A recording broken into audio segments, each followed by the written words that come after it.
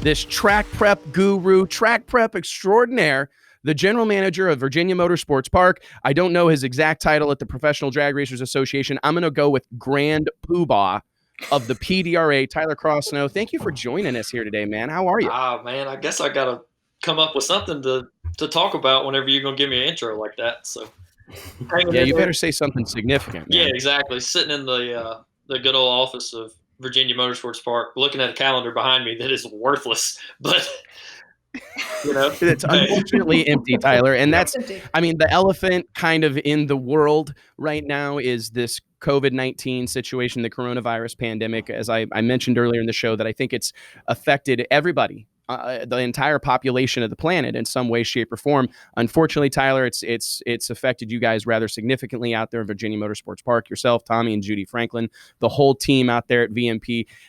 How are you hanging? I mean, are you doing all right? I mean, for those that don't know, last week or 2 weeks ago, actually, the NHRA announced a highly modified schedule for 2020, a hopeful schedule, a tentative schedule, and unfortunately, it included the removal, the indefinite postponement of the Virginia Nationals out there in your neck of the woods, buddy. I mean, how are you guys coping right now? We're hanging in there. A lot of people, that's been the biggest news is the loss of the NHRA event. For us internally, it's a double-edged sword.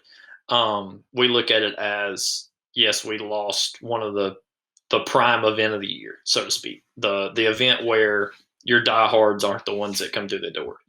That's your chance every year to bring new fans into the facility that are used to watching drag racing on television, so to speak. That's your TV fan that we're trying to build into a PDRA fan, a shakedown fan, whatever the other event is that we could possibly put on the Jumbotron that they see an ad for shakedown or an ad for, like last year, Hot Rod Drag Week that Alex was at, and it was wildly successful here. But I think that was due to the fact that we were able to advertise during the National as a facility at that event. That's the top for us, in my opinion, is we're able to advertise our other marquee events that other people are probably not even going to know about.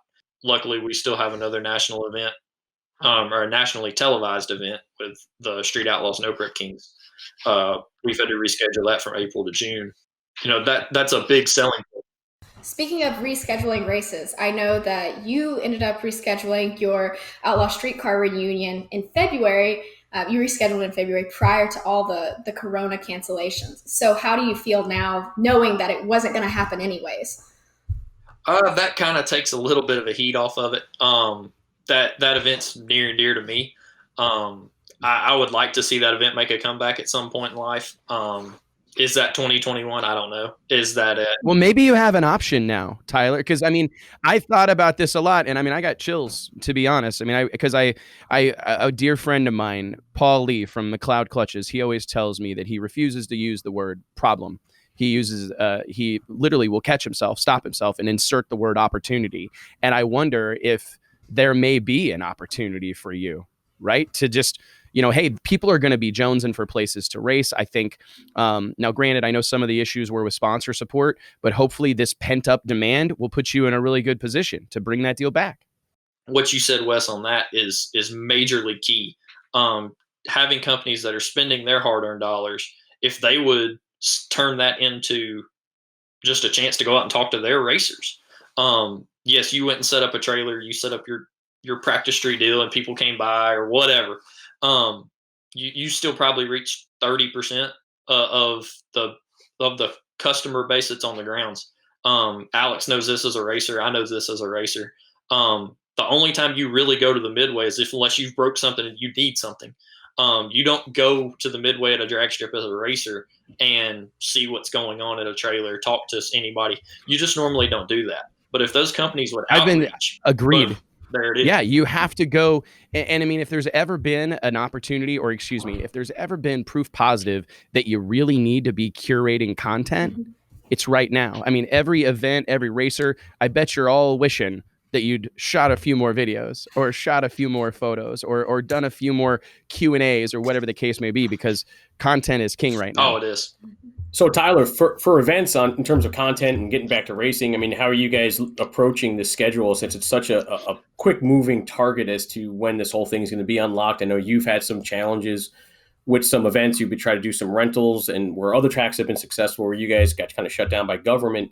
How are you guys approaching the schedule right now? Yeah, that's all right. So that's kind of our main deal right now. Is my goal as a GM of a racetrack, of series director, of PD area, all that, is try to get the testing back. That's my number one goal right now. If we can get back to a deal where we're using social distancing and all the stuff that the government's preaching, and we can get that private rental back into the form of Virginia Motorsports Park, that'll take racers that are sitting at home not burning tires, sitting at home not burning fuel, not hurting parts, which you never wish somebody to hurt a part, but that keeps the engine builders open. That keeps VP Fuels, Renegade, Sunoco, Hoosier Tire, Mickey Thompson. Mm-hmm.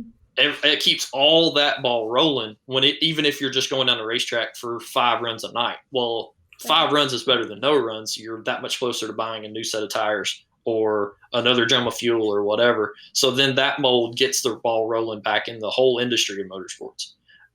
What we've done here is, for the state of Virginia, they've told us we are on a stay-at-home reprimand or whatever until June the 10th.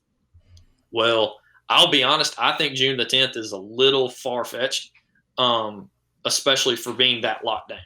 So what we've done is we've canceled the month of April and just canceled all events. So that was a big hit for us to lose that.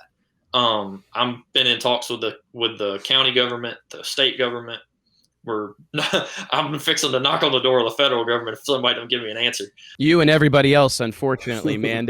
And I think that's really, it's a great way to kind of put a bow on this conversation, is just that the amount of unknown that exists right now is absolutely unique. I think it's unparalleled. I mean, we just don't really know what's going to happen next. And I hope, Tyler, that you guys are in our hearts and prayers, man. We're thinking about you guys, Judy, Tommy, the whole team out there at VMP. We hope you guys are able to be better for this and get back to usual action as soon as possible, man. So thank you so much for spending a little bit of time with us here on Burnout, and I'm sure we'll be talking to you again soon. No problem. Thank y'all for having me on. Appreciate it. Alex, don't be dragging e-bumpers anytime soon.